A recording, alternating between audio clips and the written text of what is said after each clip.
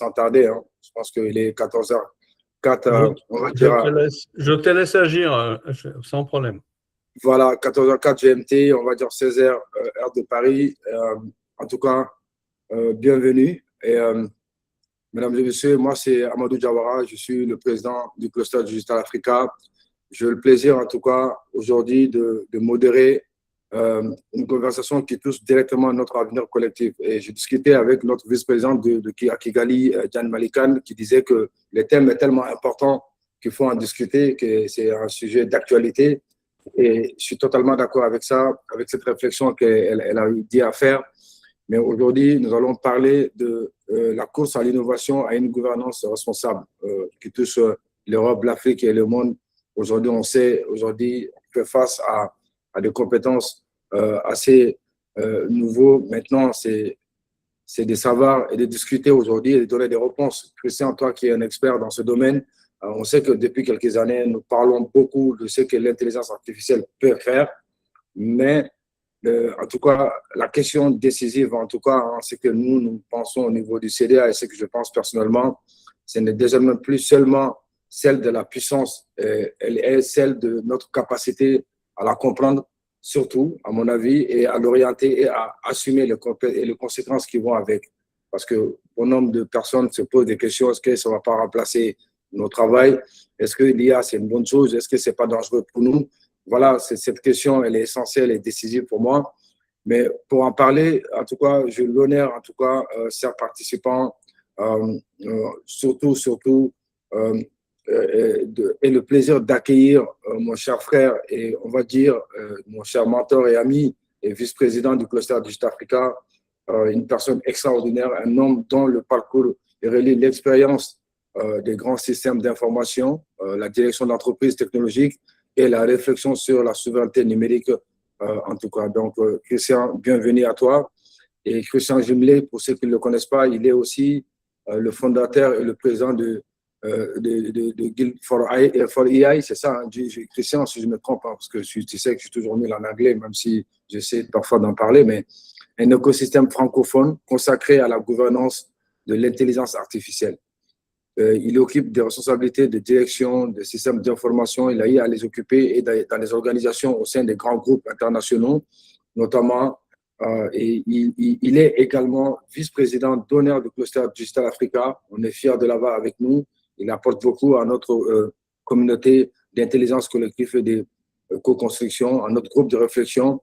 Cher Christian, en tout cas, merci d'avoir accepté cette invitation. Au nom du cluster Digital Africa, de toute notre communauté, de la gouvernance, bienvenue à toi.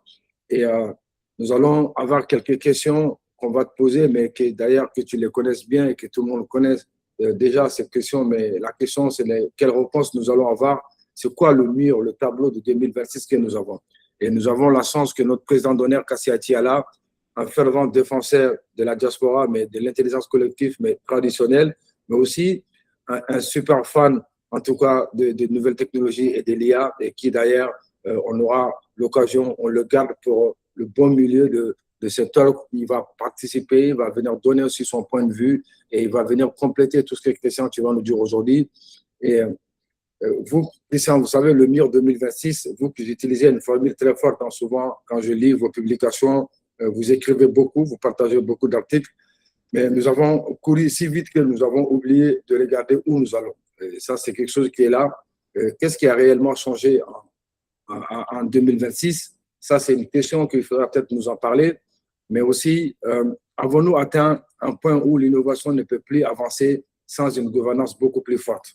C'est ça la question aujourd'hui. La question de la gouvernance, elle est importante tant sur le plan de l'éthique, mais aussi sur tout ce qui est question de souveraineté, mais aussi question des données à caractère personnel, mais toutes les sensibilités, la situation mondiale actuelle aujourd'hui nous pousse à parler de cette gouvernance en tout cas.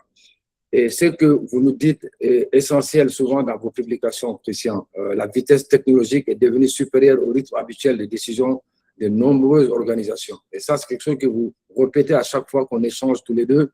Et la question n'est donc plus de savoir s'il faut utiliser l'IA, mais de savoir qui la pilote, selon quelles règles et avec quelle responsabilité. Donc, voilà un peu cette première question. C'est vraiment un mur en 2026 que je voudrais que tu nous en parles un peu, grosso modo. Après, j'aurai à poser au fur et à mesure aussi d'autres questions. Et puis, on prendra en compte évidemment les réactions et les questions pertinentes qui viendront du public. Merci, Christian. Merci beaucoup, en tout cas, par cette belle introduction.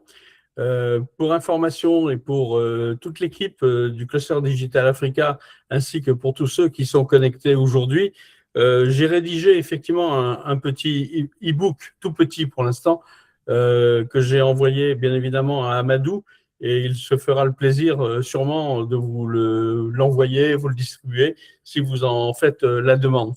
Moi, je dirais juste pour démarrer, simplement la chose suivante. Nous n'avons pas les uns les autres la même expérience. Nous n'avons pas les uns les autres le même passé. Moi, j'ai une chance aujourd'hui, c'est que je suis encore en vie. Donc, ça fait plaisir de se dire ce matin en se me levant, tiens, je suis encore en vie, je suis vivant. Et parce que par rapport à vous tous, je suis effectivement peut-être le plus âgé, peut-être pas le plus âgé. Je pense que Cassie doit avoir à peu près le même âge que moi, sauf à dire des bêtises. Je suis né en mars 1951. Donc ça fait Cassie, il a 12 ans et demi. Hein. Il a quel âge? Il a 12 ans et demi. Il a un cerveau qui réfléchit très vite. C'est très bien. Voilà. Il faut rester toujours extrêmement enfant et rebelle pour être quelqu'un d'extrêmement innovant. Donc, pour vous dire simplement, moi j'ai eu cette chance, c'est un jour de rencontrer par le plus grand des hasards qu'est-ce qu'était l'ordinateur, qu'est-ce qu'était l'informatique. Et depuis les années 1967, où j'ai rencontré pour la première fois un ordinateur de type grand système, tel qu'il en existait par le passé chez IBM, chez Bull et d'autres grandes sociétés, eh ben, j'ai jamais quitté de près ou de loin tout ce qui était informatique. Ce qui fait que j'ai cette chance, c'est d'avoir connu l'ensemble des grandes strates de l'informatique. Lorsqu'est arrivé l'informatique, on disait, oh là là, mais ça va nous prendre nos emplois. C'est vrai, on disait ça déjà. Et c'est vrai que l'automatisation, la mécanisation des processus dans les entreprises a fait disparaître des personnes, des employés, mais il y a eu tellement de nouveautés et de possibilités que l'industrie informatique est devenue extrêmement importante et qu'aujourd'hui, il y a beaucoup d'emplois qui ont été créés grâce à cette informatique-là. Et si je dis ça, c'est parce que entre les années 1967 jusqu'aux années 2007, ça fait donc une quarantaine d'années, il s'est passé des choses relativement incroyables. On a vu arriver effectivement les grands ordinateurs, on a vu ensuite arriver les mini-ordinateurs, on a vu arriver les systèmes de télécommunication, on a vu aussi arriver les bases de données, les moniteurs transactionnels, et tout ça a permis effectivement à l'entreprise d'être de plus en plus performante jusqu'à l'arrivée après, bien évidemment, du personal computer, et puis un jour de voir arriver le Windows sur nos petits écrans, qui est venu copier un peu ce qu'avait fait Apple précédemment.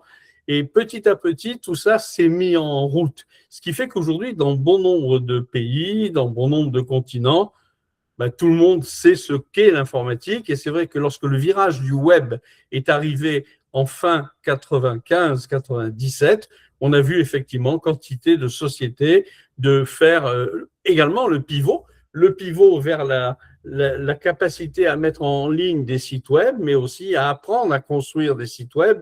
Et il s'est créé comme ça de plus en plus d'emplois un peu partout dans le monde.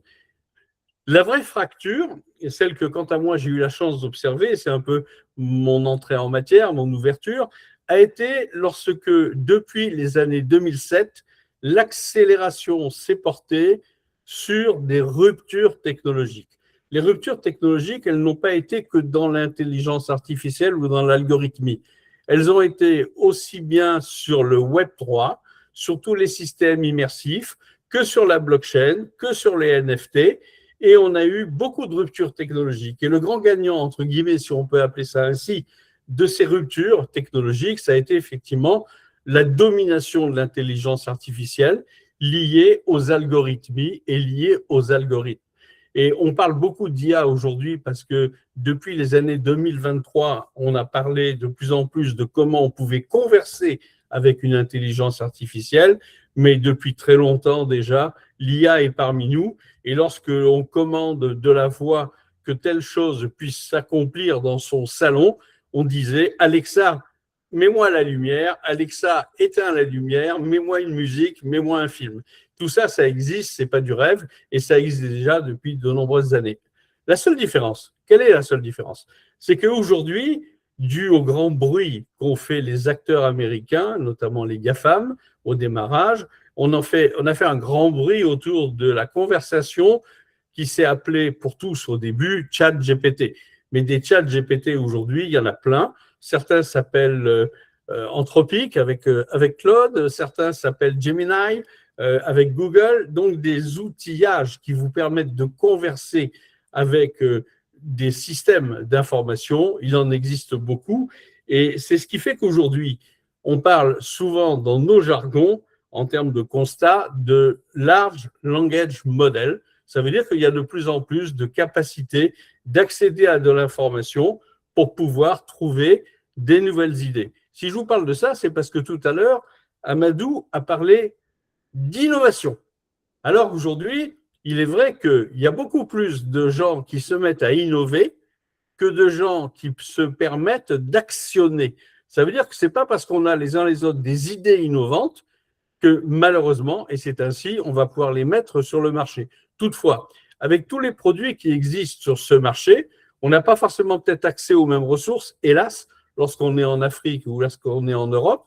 Mais lorsqu'on est en Europe, on a plus de facilité souvent d'accéder à des solutions d'intelligence artificielle parce que premièrement, on n'a pas de problème d'infrastructure, comme des fois vous les avez malheureusement. On n'a pas de coupure d'électricité, on a des réseaux qui sont bien construits et bien établis, ce qui fait que souvent, dès lors où des nouvelles ressources sont disponibles, soit en provenance des États-Unis, soit en provenance de Chine, immédiatement, on peut les utiliser. Ce que je veux dire, c'est simplement la chose suivante, c'est qu'aujourd'hui, il y a beaucoup de technologies et il y en a trop.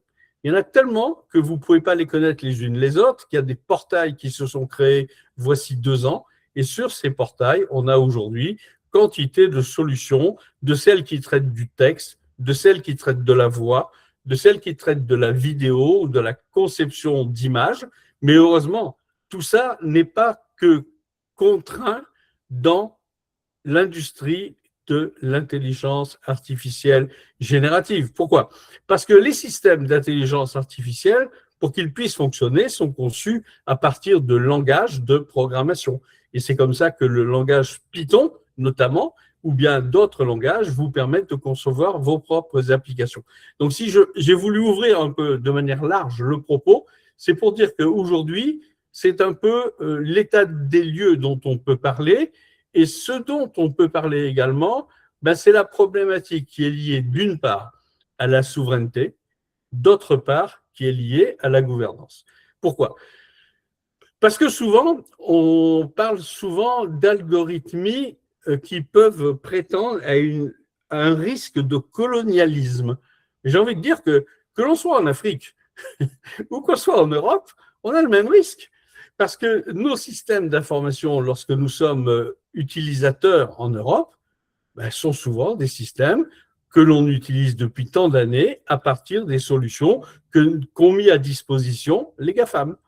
Tous les produits que nous connaissons, les Word, les Excel, les PowerPoint, tous ces produits-là, ce sont quand même les grands acteurs du marché tels que Microsoft ou Google sur d'autres systèmes qui nous les ont mis à disposition. C'est quelque part, là encore, même si nous sommes en Europe, quelque part, un risque d'algorithmie colonialisme.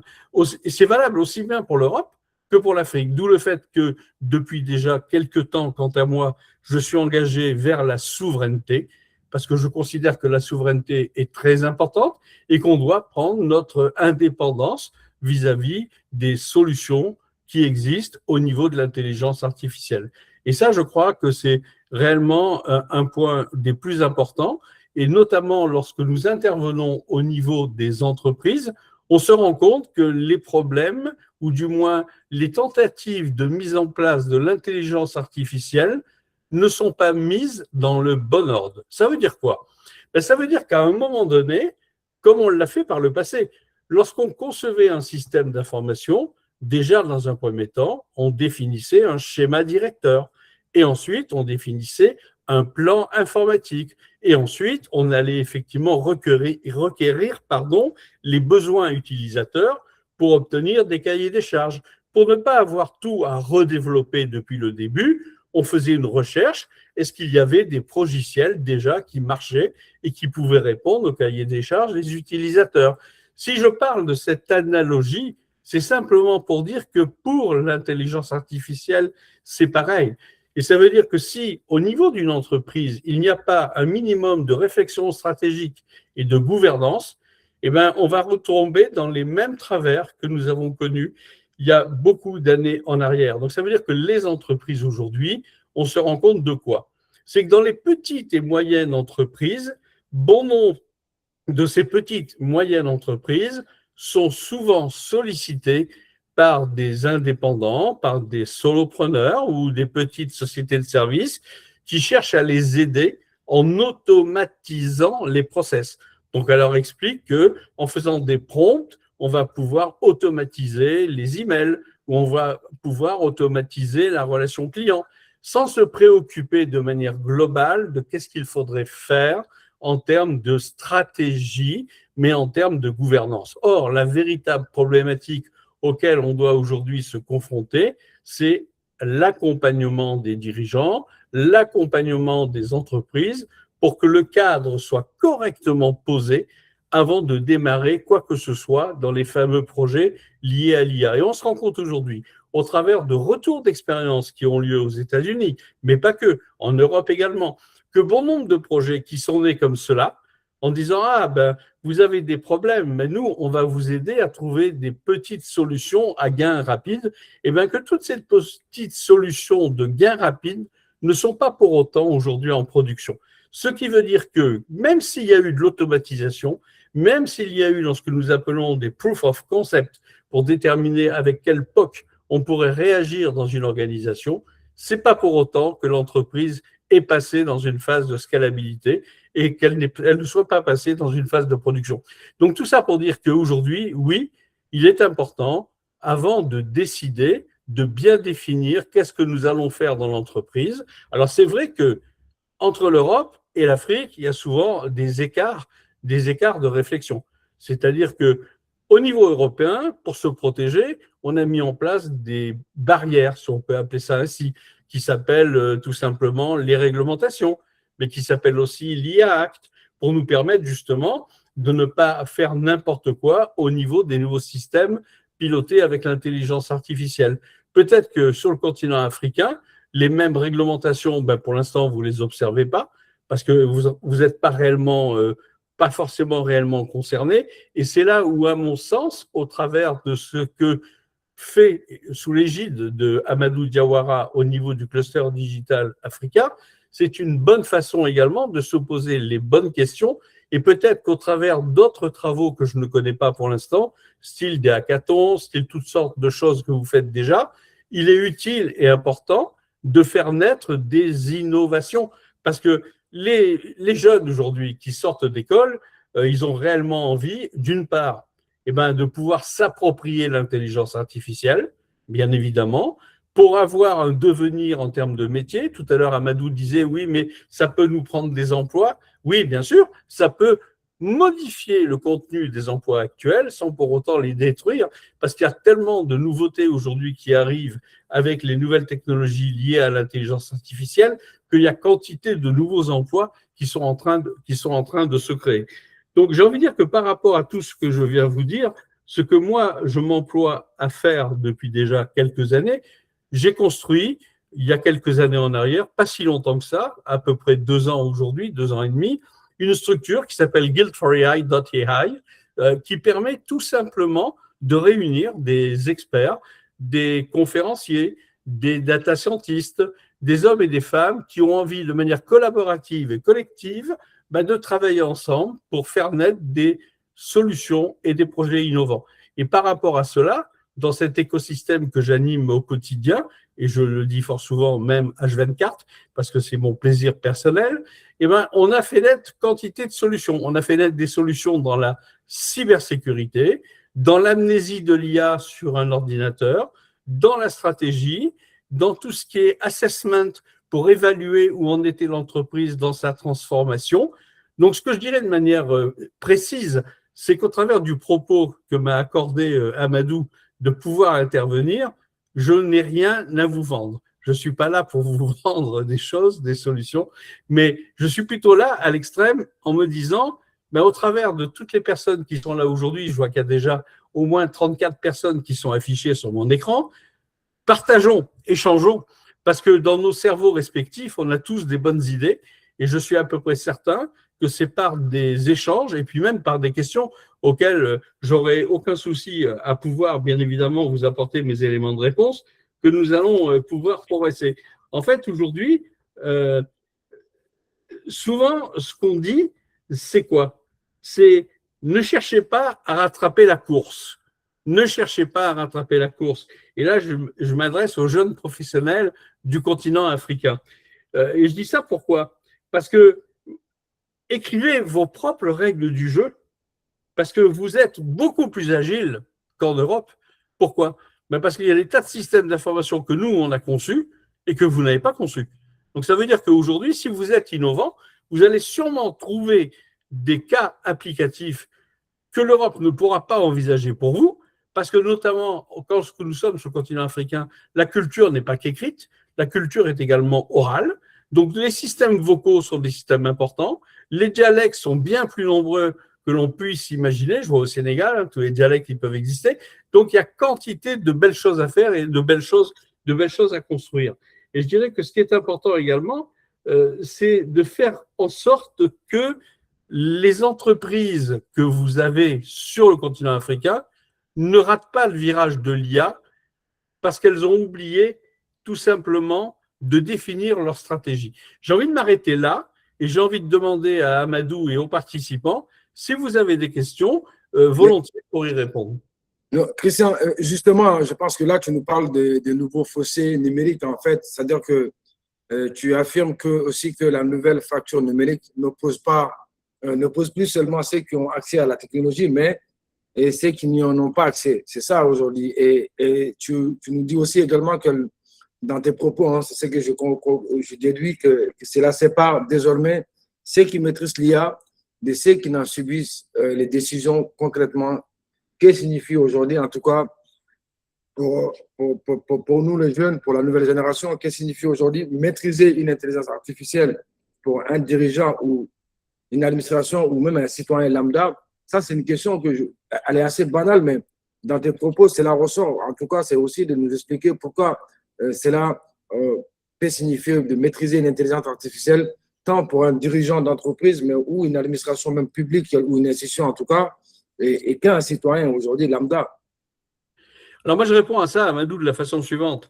Aujourd'hui, même si on n'est pas forcément sur le continent européen, mais sur le continent africain, on a une possibilité d'accéder à de nombreux large language models. Donc, je ne sais pas, par exemple, si vous utilisez Gemini, si vous utilisez OpenAI, si vous utilisez Claude d'Anthropic ou autre. Mais je prends ces trois exemples-là, mais il y en a beaucoup d'autres, il y en a vraiment des dizaines. Si vous les utilisez, vous avez la possibilité, et c'est une possibilité fantastique, c'est de pouvoir travailler avec ces outils-là comme une véritable coopération pour faire de la simulation et de la modélisation en termes de recherche d'innovation et recherche innovante. Vous pouvez tout à fait vous dire, par exemple, je voudrais connaître l'état de l'art de ce qui se passe actuellement au Sénégal. Je prends ça comme exemple, j'aurais pu prendre un autre pays que le Sénégal, et je voudrais connaître quelles sont les entreprises aujourd'hui qui utilisent l'intelligence artificielle et réparties par secteur d'activité, et quels sont, d'après vous, les usages qui seraient les plus importants dans un système d'innovation.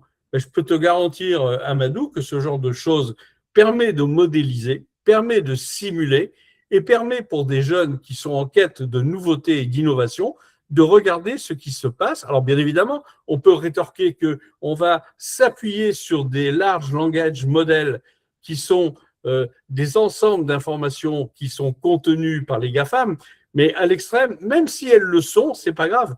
Parce que si demain, vous vouliez, par exemple, également travailler sur du serveur on-premise, vous pourriez tout à fait, sur votre propre serveur, mettre un LLM local avec lequel vous pourriez travailler. Donc, ce que je veux dire, c'est qu'il ne faut pas vous empêcher d'utiliser des technologies, même si elles sont des technologies GAFAM. Par contre, ce qui est important après, c'est au niveau de la gouvernance. C'est-à-dire que si vous utilisez dans votre entreprise à Bamako, tout simplement, des données sensibles, il faut faire attention qu'il n'y ait pas de fuite de données de votre savoir-faire qui aille enrichir les LLM des GAFAM. Mais ça, c'est faisable à faire parce qu'il existe aujourd'hui, là encore, des barrières qui sont en open source que vous pouvez utiliser. Et là, l'open source, tel que son mot l'indique, ce ne sont pas des systèmes propriétaires, ce sont des systèmes ouverts que vous pouvez utiliser, que vous pouvez adapter, et ce n'est pas ça qui manque. Là, encore une fois, c'est simplement, à un moment donné, la volonté d'aller explorer qu'est-ce que je peux utiliser et qu'est-ce que je vais surtout ne pas utiliser pour respecter la gouvernance et respecter la souveraineté. Ouais, mais justement, Christian, là, on a aussi cette question de l'éthique au contrôle. Vous savez, beaucoup d'organisations ont adopté des chartes éthiques. Hein. Aujourd'hui, ça se fait à l'appel, mais pourtant, une charte peut rester un très beau document. C'est magnifique, c'est beau, on l'aime bien. On se dit, bon, on a fait une cérémonie de lancement officiel et puis les officiels sont là, mais que personne ne va consulter après, en fait. C'est ça, en fait. Maintenant, comment peut-on passer concrètement, en fait, de bonnes intentions à un véritable système de contrôle? Ça, c'est quelque chose une question qu'il va falloir se poser parce que lorsqu'il y a des événements comme ça, on a les médias, c'est beau, c'est bien. Mais derrière, les gens ne vont pas l'utiliser, cette charte. Maintenant, concrètement, comment nous pouvons-nous, en si fait… tu veux, ce que tu dis, Amadou, est important. C'est que d'un côté, on décrète une loi et de l'autre côté, on applique la loi. Ça veut dire que s'il n'y a personne qui est à la gouvernance pour valider que ce qui a été décrété comme une loi est appliqué au sein de l'entreprise ou au sein d'autres endroits que l'entreprise, est évident que ça ne fonctionnera pas. C'est ce que nous appelons de manière globale dans le domaine juridique le garde des sceaux, celui qui veille à ce que tout soit correctement appliqué une fois qu'on a défini quelle était la charte. Et ça fait partie, je dirais, presque, j'ai envie de dire, de bon sens qui doit exister entre les uns et les autres pour que justement tout le monde observe les lois, tout le monde observe les chartes qui ont été définies. Ben, dans ce cas-là, c'est que si je comprends, en fait, dans ce cas-là, il y a peut-être 3 exemples très concrets. Hein, c'est-à-dire que tu essaies d'expliquer, c'est la traçabilité des décisions, en fait, qu'il va falloir aller, mais aussi, c'est aussi de trouver un moyen, des mécanismes pour faire de l'audit régulier des systèmes et une gouvernance transversale à un moment donné, parce que lorsqu'on va aller à ce niveau-là. Mais j'ai aussi cette question, en fait, de scepticisme actif aujourd'hui. Et toi qui as toujours parlé de ça, en fait, tu défends ce concept. Et très généralement, à chaque fois, je vois tes publications, tes réactions dans les différentes discussions. Pour moi, le mot scepticisme peut parfois être compris comme une résistance en soi, hein, en fait. Je ne sais pas si tu vois ce que je veux dire. Oui, bien sûr, bien sûr. Ou une peur du changement aujourd'hui. Donc, c'est vrai qu'on essaie d'être des acteurs de conduite de changement, on essaie d'apporter des idées, on essaie de travailler pour sensibiliser, éduquer dans ce sens.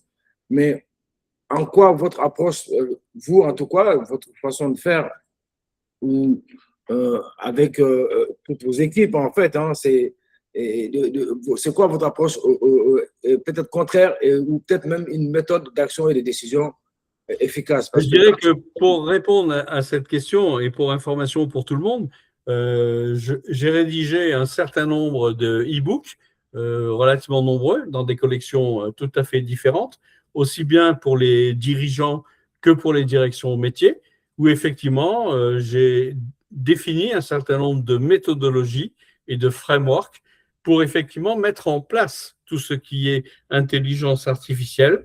Et c'est pour ça que le terme que j'ai utilisé a été le scepticisme actif, qui donne lieu à un e-book complet avec une méthodologie. Et d'ailleurs, je pourrais très bien vous en faire parvenir un exemple, vous verrez un peu de quoi il s'agit. Mais encore une fois, ça fait partie, je dirais, des règles. Parce que si on ne met pas un minimum de règles et de régulation dans ce qu'on veut faire, ça ne marchera pas forcément bien. Donc, pour revenir à ça, aujourd'hui, il existe une avancée technologique forte qui nous vient des États-Unis. Il existe une avancée technologique forte qui nous vient de la Chine.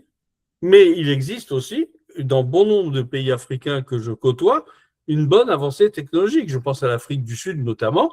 Aujourd'hui, il y a beaucoup de choses qui s'y passent. Je vois par exemple ce qui s'est passé récemment au Sénégal, avec qui je suis en excellente relation. Il se passe beaucoup de choses. Donc j'ai envie de dire que par rapport à tout ça, il faut simplement à un moment donné qu'on travaille plus ensemble au niveau des groupes, notamment au Cluster Africa, Guild4AI et bien d'autres, pour nous permettre de voir quels sont nos apports respectifs et comment nos apports respectifs, je pense à Guild4AI, pourraient être utilisés au niveau du cluster.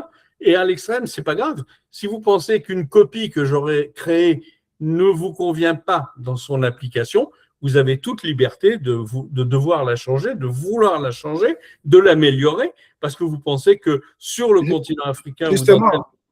Justement, Christian, tout à l'heure, ça ramène à une réflexion, hein. Tu as parlé du pont l'Afrique-Europe, tu en as parlé, mais en tout cas, l'Europe apporte une forte culture de réglementation, de la protection, tout ça. Ça, c'est vrai que c'est des décisions qui sont souvent prises au niveau de la Commission de l'Union européenne, etc. Ça en parle beaucoup. Ça tape un petit peu sur les GAFAM, un peu. C'est là. Mais nous savons que l'Afrique, aujourd'hui, porte l'agilité de l'innovation, en fait, fulgurante aujourd'hui. Ça, c'est quelque chose, c'est un fait qui est là de par la jeunesse de notre population, de par le fait que, en fait, il y a un boulevard chez nous, en fait. C'est-à-dire que nous le savons, hein, l'avenir du monde, ça se joue 90%, ça va se passer chez nous. Et lorsque les autres vont finir entre eux, et ils vont venir en Afrique. C'est ici. Ce sont nous qui avons les matières grises, ce sont nous qui avons la jeunesse, ce sont nous qui avons les ressources humaines. Mais la question aujourd'hui, on a cette fragilité d'innovation qui peut être là. Mais il y a une capacité d'adaptation qui, je pense que les gens pensent qu'elle est formidable. Moi, je ne pense pas. Mais après, comment réunir ces deux forces pour instaurer en fait une relation de domination ou de dépendance? Parce qu'aujourd'hui, la question, tu as parlé de cette dominance, tout simplement, tu as parlé des GAFAM, mais moi, je suis un peu plus peut-être politiquement libre, en fait, surtout que je viens d'un pays comme le Mali. Nous savons que c'est une dominance américaine. Aujourd'hui, cette hégémonie, en fait, elle doit partir. Je crois qu'aujourd'hui, ils sont talonnés. Aujourd'hui, on le voit tous les jours par les solutions que les Chinois proposent aujourd'hui. Voilà, donc concrètement, c'est là, c'est des solutions qui sont là. Mais c'est vrai que l'Europe, pendant un bon moment, est restée assez arrogante en se disant, oui, bon, c'est bon, nous, en Europe, mais en fait, ça ne produit que dalle. Mais on sait qu'aujourd'hui, en Afrique, si on arrive à faire ce pont que tu as dit, ça peut nous permettre aujourd'hui de faire face à cette domination. Moi, j'aime pas le terme de colonisation, mais de domination américaine. Et on peut répondre à cela avec des solutions concrètes qui sont adaptées à nos réalités. D'autant plus que la majorité des pays parlent le français ou parlent l'anglais ou parlent peut-être le portugais ou l'espagnol. Donc, il y a une manière, en fait, comme Kassem vient le dire, de joindre l'intelligence traditionnelle à l'intelligence artificielle et de pouvoir aller apporter des solutions. Et justement, toute cette discussion que tu nous dis aujourd'hui, moi, je pense que c'est ceux du cluster qui sont en ligne avec nous seront d'accord avec moi que tu rejoins profondément la vision du cluster du Sud-Africain. Et l'Afrique ne doit pas être un simple marché, en fait, c'est ça, ni un terrain d'expérimentation. On a déjà subi cela et aujourd'hui, nous voulons être autour de la table aussi, participer à la conception de ces solutions innovantes, mais surtout à la définition des normes, en fait, et de la gouvernance des données. Parce que nous avons nos réalités aujourd'hui purement et simplement africaines, même culturelles, religieuses, environnementales, etc., tout ce qu'on veut, sociétal, c'est aussi de les adapter, en fait. Donc, justement, peut-être, lorsque tu as parlé de ce qui se passe au Sénégal, je pense que tu nous parles de compétences de la jeunesse africaine. Oui, évidemment, parlons-en maintenant de ces compétences. Et moi, je pense que ce sont des compétences de demain qu'il va falloir en parler. Et beaucoup de jeunes se demandent s'ils seront remplacés par l'intelligence artificielle ou plutôt qu'ils risquent d'être remplacés par des personnes qui savent mieux s'en servir. Quelles compétences faut-il développer aujourd'hui pour que la jeunesse africaine et peut-être entre guillemets, on va dire mondiale, ne soit pas seulement utilisatrice, mais actrice de cette innovation, et je dirais même de cette révolution aujourd'hui, parce que je vois des gens qui ont un certain âge, je suis désolé de le dire, mais quand je vois tout ce que tu fais, toi, dans l'intelligence artificielle avec ce qui arrive aujourd'hui, quand je vois Kassem, qu'est-ce qu'il est en train de continuer à nous amener, à nous ramener avec tout ce qu'il a eu à faire et qu'il continue à aller chercher des innovations, je me dis, waouh, il y a un problème, il y a un problème. C'est-à-dire que et cette relève, elle est où et pourquoi c'est eux qui sont conscients, nous, on ne l'est pas? Bon, c'est vrai qu'Assis dit qu'ils ont fauté, la génération a fauté, mais est-ce que nous sommes en train de pas de faire pire? Parce que si on ne se lève pas, on n'arrive pas à travailler. Donc, voilà un petit peu, je rebondis sur tout ce que tu viens de dire, hein, mais c'est aussi de voir si le public a des questions, s'ils veulent prendre la parole, qu'ils Tu vois, activent je la te coupe, Amadou, en disant que ça soit Cassie ou moi-même, euh, on continue de travailler, quels que soient nos âges respectifs, et en faisant cela, on continue en tout cas à faire que les plus jeunes soient inspirés par rapport à ce que nous faisons. Parce que ça veut dire qu'à tout âge, on peut continuer à innover. Et si ça permet de donner le déclic, le déclencheur à des personnes beaucoup plus jeunes, de se dire, ah, ils font ça à leur âge, bon, ils ont une bonne connaissance de plein de choses que nous, jeunes, nous n'avons pas, mais nous aussi, on veut participer à l'aventure. Et j'ai envie de dire que ça fait partie de tables rondes ou d'ateliers qu'il faut rapidement constituer pour qu'on crée des groupes de discussion avec des personnes qui soient jeunes, moins jeunes, beaucoup plus âgés, qui vont permettre effectivement de faire naître de bonnes idées et de beaux projets. Parce qu'il y a du travail pour tout le monde aujourd'hui. Absolument. Absolument. Et alors, est-ce qu'il y a des questions au niveau du public et est-ce que quelqu'un voudrait prendre la parole ou apporter une contribution à ce débat? Et voilà, donc, mais on va laisser voir s'il y a des questions qui vont venir du public. Mais nous, on est content aujourd'hui d'être là et je pense que c'est quelque chose de formidable pour nous, en tout cas. Il y a le journaliste Zoher, là, j'ai vu passer, qui a applaudi. Non, Joël, il est là, c'est quelqu'un d'extraordinaire. Et je pense que partout où il y a Cassie et moi, il est toujours là. Il essaie de couvrir nos activités. C'est quand même l'attaché de presse, en tout cas au niveau du cluster du Sud-Africa. Il fait un excellent travail de relais de nos activités au niveau du CDA. Il voudrait poser d'ailleurs justement une question. Georges, je pense que si tu veux, tu peux activer ton micro. Hein, il y a Myriam qui pose une question. Voilà, tu peux les répondre directement, hein, Christian. Et Myriam me dit, vous observez, Christian, l'évolution des technologies depuis plusieurs décennies. En quoi la révolution de l'IA est-elle différente des précédentes révolutions numériques? Ben moi, ma réponse, elle est que parce qu'il y a eu effectivement plusieurs étapes dans la révolution numérique, celle qui a consisté à démarrer l'automatisation des processus, celle qui a permis de rendre à disposition des micro-ordinateurs pour que tout le monde puisse s'emparer en tant qu'informatique individuelle de l'informatique, c'est une étape de plus. La seule différence, c'est qu'aujourd'hui, on s'appuie sur tout le socle des compétences et des connaissances qui existe depuis déjà 1960. Donc, ça fait 66 ans de capital connaissance en informatique. Et comme aujourd'hui, on va beaucoup plus vite avec des ordinateurs qui vont beaucoup plus vite, l'accélération est beaucoup plus rapide. Donc, ça veut dire que cette fameuse révolution par rapport aux précédentes, elle va être encore plus rapide. Donc, on a eu des fractures importantes. Et ça veut dire quoi? Ben, ça veut dire que c'est une chance pour tout le monde. C'est vraiment, c'est vraiment une chance inouïe que tout le monde a. C'est que tout ce que les personnes connaissaient au niveau de la conception applicative, au niveau de la mise en forme de supports visuels, au niveau de conception de livres, tout ça, hop, ça s'en va. Il y a de nouveaux outils qui arrivent et qui permettent de faire mieux, beaucoup plus rapidement, pour justement accélérer cette croissance, une croissance que tout le monde cherche aujourd'hui, une croissance bien sûr économique, mais pas que, une croissance également des connaissances. Ouais, écoute, je pense qu'il y a une autre question de Joël qui est là. Si tu peux peut-être réagir à sa question, parce qu'il pose une question. Et il y a Patrick qui vient de poser une question. Hein. Bonjour tout le monde. Voilà. Bonjour Zoher. Donc, on ne peut qu'applaudir ce genre d'action et de webinaire. Merci pour le cluster Digital Africa et merci aussi à M. Christian, qu'on a toujours le plaisir d'échanger sur LinkedIn ou sur WhatsApp. J'ai une question qui je pense qu'elle est globale.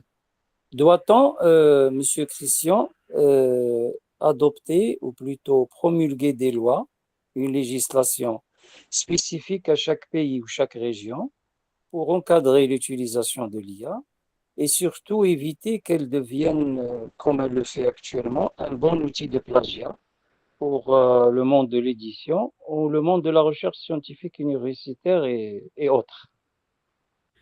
C'est une question qui appelle effectivement des réponses, mais des réponses avec beaucoup de nuances. Pourquoi?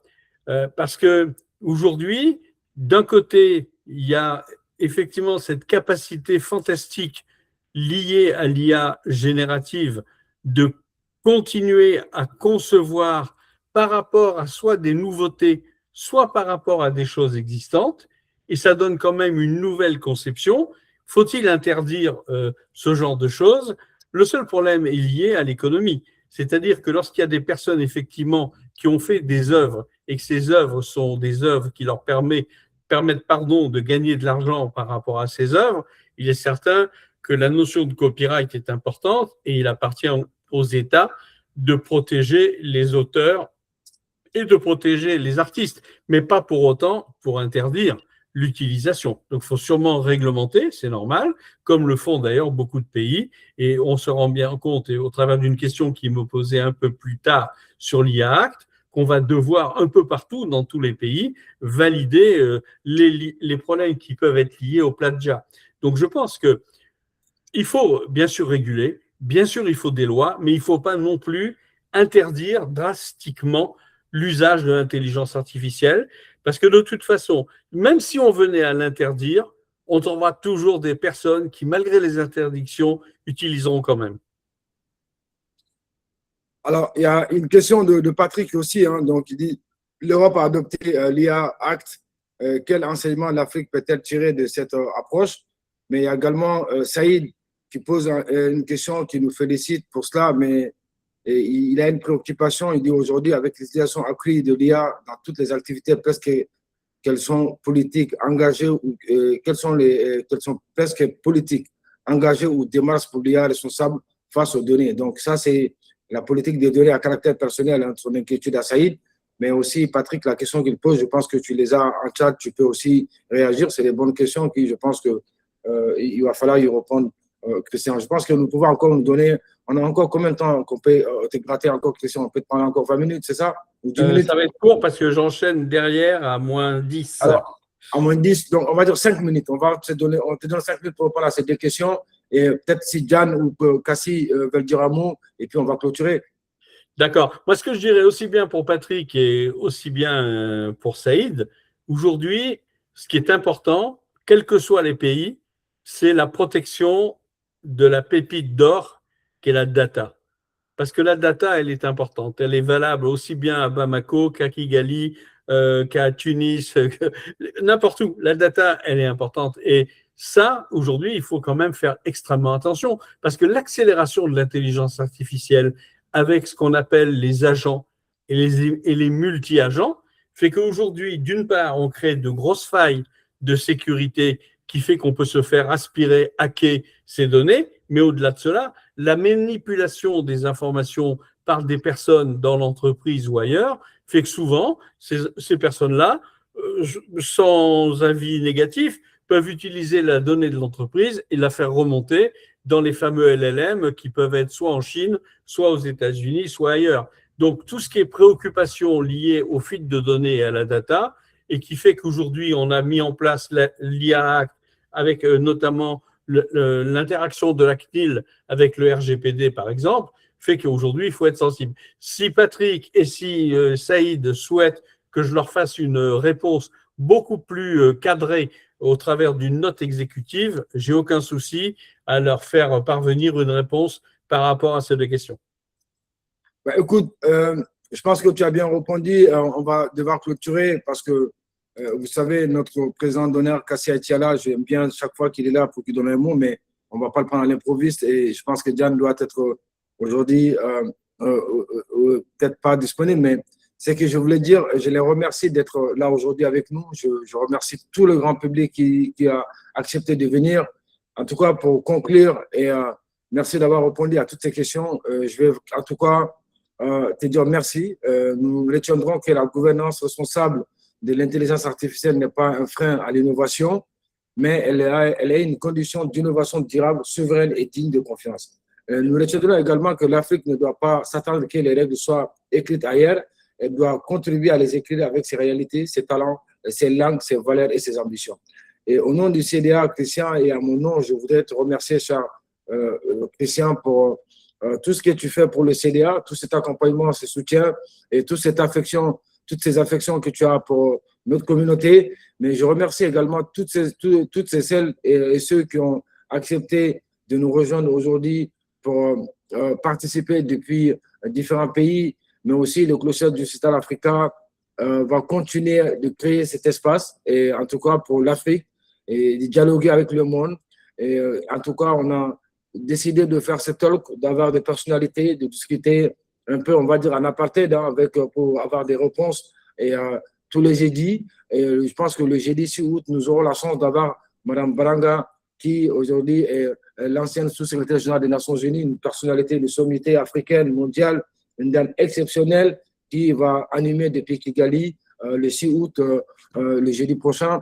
Donc, on invite tout le monde à continuer à venir discuter avec nous, poser des questions, parce qu'à la fin de tout cela, ce sera transcrit et on va peut-être faire un petit document de recap de ces idées pour en discuter et puis partager pour que cela puisse avoir un impact, qu'on puisse le transmettre à qui de droit. Je voudrais vous donner rendez-vous pour le jeudi à 14h, toujours. Tous les jeudis, nous allons continuer cela. Merci à vous, que Dieu vous préserve.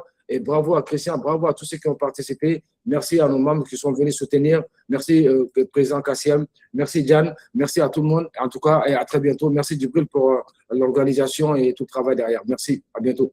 Merci beaucoup. Merci. Merci. À bientôt. Merci encore.